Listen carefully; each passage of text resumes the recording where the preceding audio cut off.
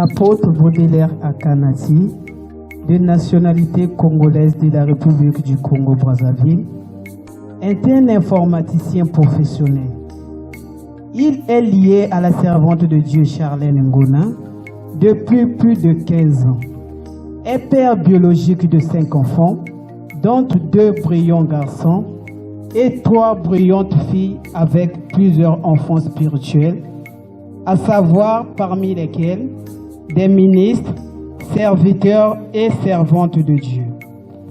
Ce thème, homme de Dieu, l'apôtre Baudelaire Akanati, est né d'un couple païen et purement traditionnel. Il est chrétien depuis son bas âge à l'église catholique. Devenu protestant, il commença de prêcher l'évangile de Jésus-Christ à l'âge de 14 ans. Toujours fidèle et attaché au Seigneur Jésus-Christ, en 2001, il devient serviteur de Dieu dans l'église apostolique Sémence de Vie, en sigle et ASV. Sous la coordination de l'apôtre Bouka Joseph, le père et visionnaire de la dite église.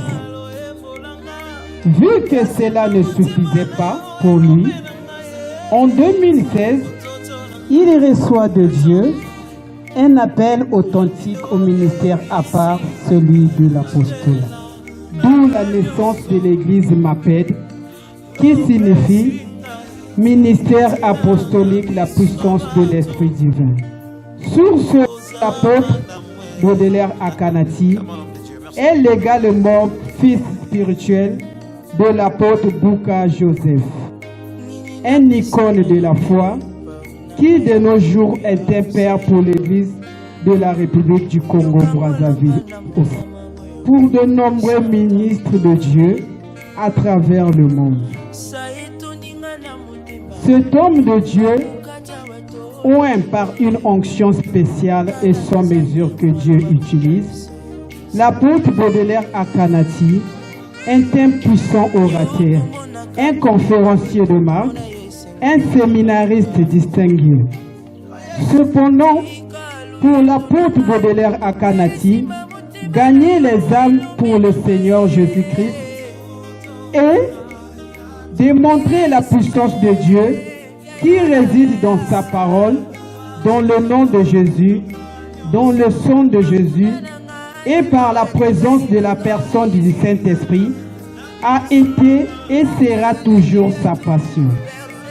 Homme de consécration, de prière, de foi, de méditation biblique, de persévérance, aussi distingué par la patience, c'est ce qui fait sa particularité.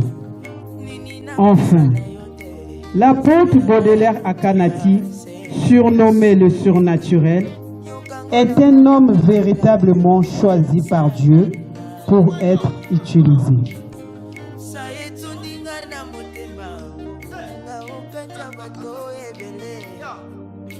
Tala na zanyi maloba kote